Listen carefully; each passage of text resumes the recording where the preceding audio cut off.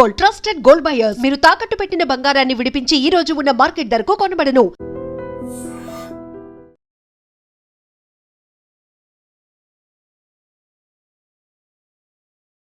Hi hello నమస్తే, welcome back to our channel. నేను మీ వైషు.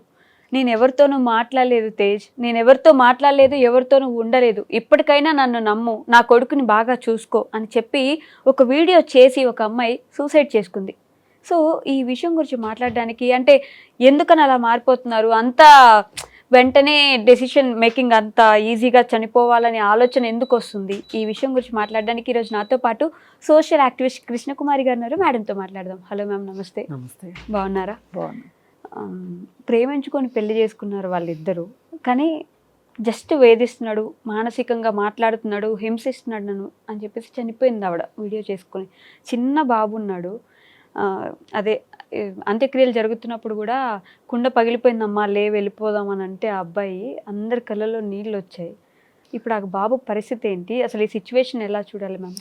ఎవరు ఆ బాబు అన్నాడా? వాళ్ళ కొడుకు, చిన్న బాబు, 4 ఏళ్ళ బాబు. చాలా బాధాకరం అండి, చాలా విషాదం ఇట్లాంటి విషయాలు. అయితే అతను ఎందుకు అంత ఇన్సెక్యూరిటీకి ఫీల్ అయ్యాడు? ఇప్పుడు ఇలా మాట్లాడేవాళ్ళు భార్యలు ఎవరితోనో మాట్లాడుతున్నారు, నాతో కాకుండా ఇంకెవరితోనో చనువుగా ఉంటున్నారు అని, ఒకవేళ అది నిజమైనా నిజం కాకపోయినా వాళ్ళు ఒక రకమైన ఇన్సెక్యూరిటీలోకి వెళ్ళిపోతారు. ఓకే. ఇన్సెక్యూరిటీలోకి వెళ్ళిన తర్వాత అది ఇన్సెక్యూరిటీ ఎట్లాంటిది అంటే, ఇంకా మనం నీళ్లు పారబోసామనుకోండి, ఇంకా అది పల్లం వైపు నీరు ఎలా వెళ్తుందో మనసు కూడా అంతే, దానివైపే వెళ్తుంది. కరెక్ట్. ఆగి ఆలోచించటం అనేది ఉండదు. ఒక ఆలోచన స్టార్ట్ అయ్యింది అంటే మంచికి లేని శక్తి చెడుకి అదే.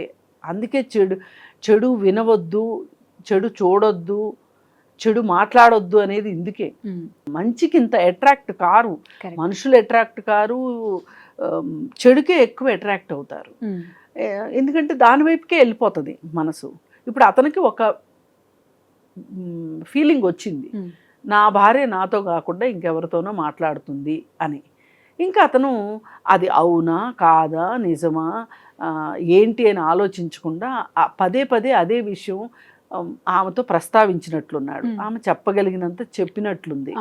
అయితే అతను వినలేదు, అందుకే ఆమె అతన్ని నమ్మించడానికే ఆత్మహత్య చేసుకుంది అనేది ఇప్పుడు ఈ మొత్తం దీంట్లో సారాంశం. అయితే ఇప్పుడు తరువాత భర్త ఎంత బాధపడ్డాడు, ఆ బాబు ఎంత బాధపడుతున్నాడు అనేది ఆమె చూసే అవకాశం లేదుగా. ఆమె చూసే అవకాశం లేదు. ఇప్పుడు ఆత్మహత్య చేసుకునే వాళ్ళు వెనక మానసిక ఉద్దేశం కూడా ఇదే. ఇంకా వాళ్ళని ఎవరు ప్రశ్నించరు కదా, వాళ్ళు ఎవరికి సమాధానం చెప్పాల్సిన అవసరం లేదు కదా, ఉన్నోళ్ళేగా చెప్పాలి సమాధానం. ఉన్నోళ్ళ మీద, బతికున్న వాళ్ళ మీద ఒక రకంగా ఇది రివెంజ్ తీర్చుకోవడం, ఒక కక్ష తీర్చుకోవడం. నేను బతికుండి కక్ష తీర్చుకోలేకపోతున్నాను, సమాధానం చెప్పలేకపోతున్నాను, అతన్ని నమ్మించలేకపోతున్నాను, కానీ నేను చచ్చి ఏం సాధిస్తారు అంటారు, చచ్చి సాధించేది ఇదే. ఓకే. కాకపోతే దానివల్ల వాళ్ళకేం ఉపయోగం? అసలు చూడడానికి వాళ్ళు ఉండరు కదా. అదే నేను అనేది, వాళ్ళు చూడడానికి వాళ్ళు ఉండరు కాబట్టి వాళ్ళకేంటి లాభం? కానీ వాళ్ళు ఏంటి అంటే, ఉండి సమాధానం చెప్పలేనప్పుడు, ఈ ప్రపంచాన్ని ఒప్పించలేనప్పుడు, ఈ ప్రపంచాన్ని మెప్పించలేనప్పుడు వాళ్ళ చావుతోటి ఒక డైలాగ్ వదిలేసి వెళ్ళిపోతారు వాళ్ళు. ఇప్పుడు వాళ్ళు మంచి వాళ్ళను, వాళ్ళు చెడ్డవాళ్ళను, లేకపోతే వాళ్ళతోటి నాకు కుదరట్లేదనో, వాళ్ళ వల్లే నా జీవితం ఇలా అయిపోయిందనో ఏదో ఒక నెరేషన్ ఇచ్చేసి చచ్చిపోతారు వాళ్ళు. ఈ నెరేషన్ ఏంటి అంటే, ఇంకా ఇతను చచ్చినట్టు బాధపడుతూ ఉన్నవాళ్ళు సమాధానం చెప్పవలసిందే. ఆ మధ్యకాలంలో ఒక భర్త ఆత్మహత్య చేసుకుని చనిపోయాడు. ఇప్పుడు ఆ బతికున్న భార్య సమాధానం చెప్పి తీరవలసిందే. అదే మరి ఒక భర్త దగ్గరికి వచ్చేసరికి ఒక భార్య చెప్పిన దానికన్నా భర్త చనిపోయిన తర్వాత ఒక భర్త అంతగా చెప్పాల్సిన అవసరం ఉండదు. ఎందుకంటే వాళ్ళు మూవ్ ఆన్ అయిపోతారు. ఒకటి, సమాజం కూడా వాళ్ళ దగ్గర నుంచి ఎక్కువ ఎక్స్పెక్ట్ చేయదు. ఎందుకంటే ఇది అలవాటు అయిపోయిన వ్యవహారం. ఇప్పుడు నేను ఎప్పుడు చెప్తూ ఉంటాను, మా జర్నలిజంలో చెప్పారని, కుక్క మనిషిని గరిస్తే అది వార్త కాదు, మనిషి కుక్కను గరిస్తే వార్త. ఇప్పుడు ఇది సేమ్ మగవాళ్ళు ఆడవాళ్ళపైన అకృత్యాలు చేయడం కావచ్చు, మానసికంగా వేధించడం కావచ్చు, వరకట్న వేధింపులు కావచ్చు, ఇట్లాంటివన్నీ ఆల్రెడీ అలవాటైపోయిన ప్యాటర్న్ ఇది.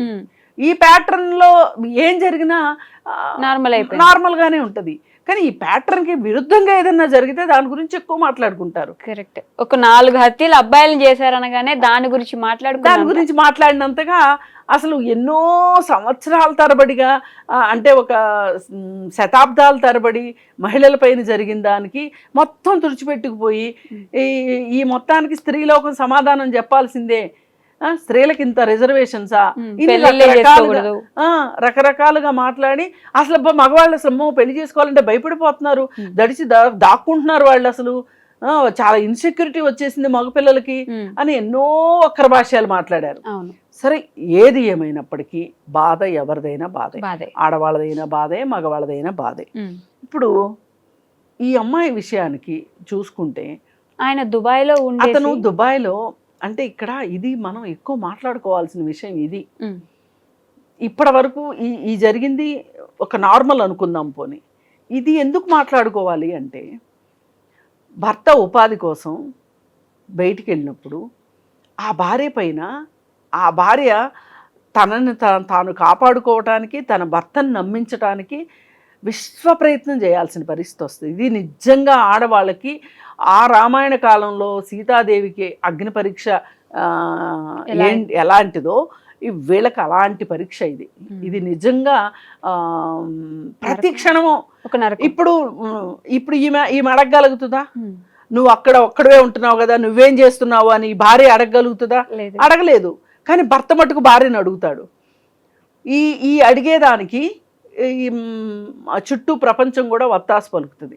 భర్త లేడు కాబట్టి ఈమె చేసి ఉండొచ్చు, మాట్లాడి ఉండొచ్చు అని ఎలా ఒప్పించగలదు? లేదు, నేనేం చెయ్యట్లేదు. అసలు ఆ భర్తకు అనుమానమే రాకూడదు. అసలు నీకు అంతగా భార్య పైన అనుమానం ఉంటే నిన్ను ఎవరు వెళ్ళమన్నారు దుబాయ్కి? ఇక్కడే ఉండి ఇద్దరు చెరకు ఉద్యోగం చేసుకుని బతకొచ్చు కదా. కానీ అనుమానము అనే ఒక జబ్బు అతని మనసులో ఉన్న తర్వాత ఎక్కడున్నా అది పనిచేస్తుంది. ఇండియాలో ఉన్నా పనిచేస్తుంది, దుబాయ్లో ఉన్నా పనిచేస్తుంది, అమెరికాలో ఉన్నా పనిచేస్తుంది. ఇప్పుడేంటి, ఆమె మానసిక స్థితి సరిగా ఉండదు అనే ఒక మాట వేసేసాడు అతను, అంటే తను తప్పించుకోవటానికి. నిజంగా కూడా కొన్ని సందర్భాల్లో మహిళలు వాళ్ళని వాళ్ళు విక్టిమ్ ప్లేస్లో పెట్టుకుంటారు. సెల్ఫ్ విక్టిమైజేషన్ అంటారు దీన్ని. అంటే తాము బాధితులమి అని వాళ్ళు అనుకుంటారు. నిజంగా బాధితులైనా కాకపోయినా మనం అక్కడక్కడ చూస్తూ ఉంటాం ఇట్లాంటి వాళ్ళని. వీళ్ళు ఎందుకు ఇలా తయారవుతారు అంటే మళ్ళీ పరిస్థితి మొదలకే వచ్చింది. ఏంటి, పెళ్లి తర్వాత భార్యాభర్త కలిసి ఉండాలనుకుంటారు. దురదృష్టవశాత్తు అతనికి దుబాయ్లో ఉద్యోగం అయ్యేసరికి ఆమె భర్తను మిస్ అవుతున్న ఫీలింగ్ ఉంది. ఆ భర్తను మిస్ అవుతున్న ఫీలింగు మేబీ తనని తాను విక్టిమ్గా ఫీల్ అయిందేమో, తాను ఒక బాధితురాలుగా ఫీల్ అయింది తను. మరొక కొడుకు పరిస్థితి ఏంటి? కొడుకున్నాడు. అదే అంత లాజిక్కే పనిచేస్తే ఇదంతా ఎందుకు ఉంటుంది? అసలు నేను భర్తను నమ్మించాల్సిన అవసరం ఏంటి? నువ్వు నమ్మితే నమ్ము, లేకపోతే లేదు అనేది లాజిక్కే ఉన్న అమ్మాయి అయ్యి ఉంటే, ఆ అమ్మాయికి ఏమన్నా ధైర్యం ఉన్న అమ్మాయి అయితే గనక ఈ పని చేసి ఉండేది. నన్ను ప్రేమించటం, పెద్దలు కుదిర్చి పెళ్లి చేయడము, ఈ రెండింటికి నాకు పెద్ద తేడా కనిపించదు. అంటే కొంచెం నమ్మకం ఉంటుంది కదా, నువ్వే ప్రేమించిన వ్యక్తి. అసలు ఆ నమ్మకాలే ఉంటే లవ్ మ్యారేజెస్ అన్నీ సక్సెస్ కావాలి. అవ్వట్లేదు అంటే అర్థం ఏంటి? అది కూడా నార్మల్. ఇప్పుడు ఇద్దరు నార్మల్, కాకపోతే అక్కడ పెళ్లి చూపుల్లో మాత్రమే చూసి పెళ్లి చేసుకుంటారు, ఇక్కడ కొంచెం ఎక్కువ సార్లు చూసుకుని పెళ్లి చేసుకుంటారు, అంతే డిఫరెన్స్ తప్పితే ఈ ప్రేమ వివాహాలకి ఇదేదో పెద్ద సంవత్సరాల తరబడి ఏమంటారు నిరీక్షించి చేసుకున్న పెళ్ళి అయితే కాదు. ఎందరినో ఎదిరించి పెళ్లి చేసుకున్న పెళ్ళి అయినా అలాగే ఉంటున్నారు. ఎదిరించి పోరాడటానికి చేసినంత కాలం కూడా కలిసి ఉండట్లేదు. అందుకని ఏది ఏమైనప్పటికీ ఈ ఈ శ్రావ్య విషయంలో జరిగింది. ఒకవేళ ఆమెకు మానసికంగా సరిగా లేదే అనుకోండి, నువ్వు భర్తవి మానసికంగా బాగలేని భార్యని ఇక్కడ వదిలేసి సంపాదన కోసం ఎవరు వెళ్ళమన్నారు? నువ్వు ఇక్కడే ఉండి ఆమెకి ఒక ధైర్యాన్ని, ఒక మద్దతుని తెలియజేసి ఉన్నట్లయితే గనక ఆమె మానసికంగా బాగుండేదేమో కదా. ఇప్పుడు ఆ కొడుకు ఇద్దరు తల్లిదండ్రులు ఉండేవాళ్ళు కదా, ఇద్దరు ఉండేవాళ్ళు కదా. నువ్వు ఏ కొడుకు కోసమో, ఏ భార్య కోసమో, ఏ కుటుంబం కోసమో నువ్వు డబ్బులు సంపాదించడానికి వెళ్ళి ఇవాళ నువ్వు భార్యను పోగొట్టుకున్న వాడు అయ్యావు, నలుగురు ముందు నువ్వు అనుమాన భర్తగా ముద్రయించుకున్నావు. దాని బదులు అసలు ఇక్కడే ఉండుంటే అయిపోయి ఉండేది. ఈమెకి కూడా ఎంతో కొంత తనను తాను అసలు మేమిద్దరం కలిసి ఉండాల్సింది, నా బిడ్డ ముద్దు ముచ్చట నేను నా భర్త ఇద్దరం కలిసి చూసుకునేవాళ్ళమని, ఈ డబ్బుల కోసం అంత దూరం వెళ్ళాల్సి వచ్చింది, వెదవ డబ్బు, ఇలా రకరకాల ఆలోచనలు వస్తాయి. పైగా ఆత్మహత్య కూడా ఒక్క రోజుతో ఒక్క క్షణంలో చేసుకునేది కాదు, అది ఒక ప్రయాణం. అది మాత్రం నిజం. అది ఒక ప్రయాణం. కొన్ని రోజులు దానిలో వాళ్ళు అవునా కాదా, చేసుకుందామా వద్దా, అసలు చేసుకోవడం కరెక్టా కాదా, ఎలా చేసుకోవాలి ఇవన్నీ ఆలోచిస్తూ గడుపుతారు. ఆ గడిపే ప్రాసెస్లో వద్దనుకుని డెసిషన్ తీసుకునే వాళ్ళు ఉంటారు, లేదు ఫాస్ట్గా డెసిషన్ తీసేసుకునే వాళ్ళు ఉంటారు. అందుకని ఏది ఏమైనప్పటికీ కూడా నేను ఆడవాళ్ళకైనా మగవాళ్ళకైనా చెప్పదలుచుకునేది ఒకటే, ఏంటి అంటే మీరు భార్యాభర్తలుగా మిగిలిపోలేదు, తల్లిదండ్రులు అయ్యారు. తల్లిదండ్రులు అయిన తర్వాత మీ పైన ఇంకా బాధ్యత ఎక్కువ ఉంది. ప్రేమికులకి బాధ్యత ఉన్నట్లే, భార్యాభర్తలకు బాధ్యత ఉన్నట్లే తల్లిదండ్రులకి ఇంకా ఎక్కువ బాధ్యత ఉంది. ఆ తల్లిదండ్రులు అనే ఒక బాధ్యత ఉంది చూసారా, దానిని నిలబెట్టుకోవాల్సిన బాధ్యత ఇద్దరి మీద ఉంది. ఇప్పుడు ఆమె తన బాధ్యత నుంచి తను విముక్తి పొంది వెళ్ళిపోయింది. ఇప్పుడు ఆ భర్త మీద ఆ బాధ్యత ఉంది. కానీ అతను ఈ బాబుని సరిగా చూసుకుంటాడని గ్యారంటీ ఏంటి? అతనికి చూసుకోవాలని ఉన్నా చూసుకోగలిగే పరిస్థితులు ఉండాలి కదా. అతను మళ్ళీ ఉద్యోగానికి వెళ్ళాలి. ఆ ఉద్యోగంలో మరి చాలా చిన్న వయసు కాబట్టి మళ్ళీ పెళ్లి చేసుకున్నాడు అనుకోండి, బాబు పరిస్థితి ఏంటి? ఇతను ఆ అమ్మమ్మ తాతయ్యల వీళ్ళ దగ్గర బతకాల్సిన పరిస్థితి. ఏది ఏమైనప్పటికీ కూడా ఇది చాలా బాధాకరమైన విషయం. ఆ పిల్లోడి ప్లేస్లోకి మనం వెళ్ళి చూస్తే ఇంకా విషాదకరంగా ఉంది. అతను ఏముందండి, 4 రోజులు ఏడుస్తాడు, 5వ రోజు చక్కగా పెళ్ళికి రెడీ అయిపోతాడు. కానీ జీవితం అంతా తల్లిదండ్రి లేని లోటు మట్టుకు ఈ బాబుకే ఉంది. అందుకని ఆత్మహత్య చేసుకునే ముందు తల్లులు కానీ తండ్రులు కానీ ఒక్క క్షణం మీరు ఆలోచించాలి. నేనంటూ లేకపోతే ఈ ప్రపంచంలోకి తీసుకొచ్చిన, ఈ ప్రపంచానికి నేను పరిచయం చేసిన నా బిడ్డ పరిస్థితి ఏంటి అని ఆలోచించాలి.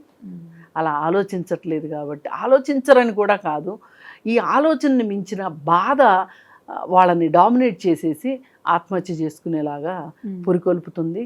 పైగా ఎవరైతే నన్ను ఇంత బాధ పెట్టారో వాళ్ళు ఈ సమాజానికి సమాధానం చెప్పేలాగా చెయ్యాలి అనే ఒక ఉద్దేశం కూడా ఈ ఆత్మహత్యకి.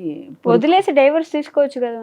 అసలు అంత లాజిక్ పనిచేయదు వాళ్ళకి, అంతే, అంత తర్కమే పనిచేయదు వాళ్ళకి. ఒకటే, వీళ్ళు నన్ను బాధిస్తున్నారు, వీళ్ళు నన్ను బాధ పెడుతున్నారు, వీళ్ళని నేను పనిష్ చేయలేకపోతున్నాను, ప్రశ్నించలేకపోతున్నాను, సమాధానం రాబట్టలేకపోతున్నాను, ఒప్పించలేకపోతున్నాను. కాబట్టి రేపొద్దున నేనంటూ పోయిన తర్వాత చచ్చినట్టు ఈ సమాజానికి సమాధానం చెప్పి తీరుతాడు.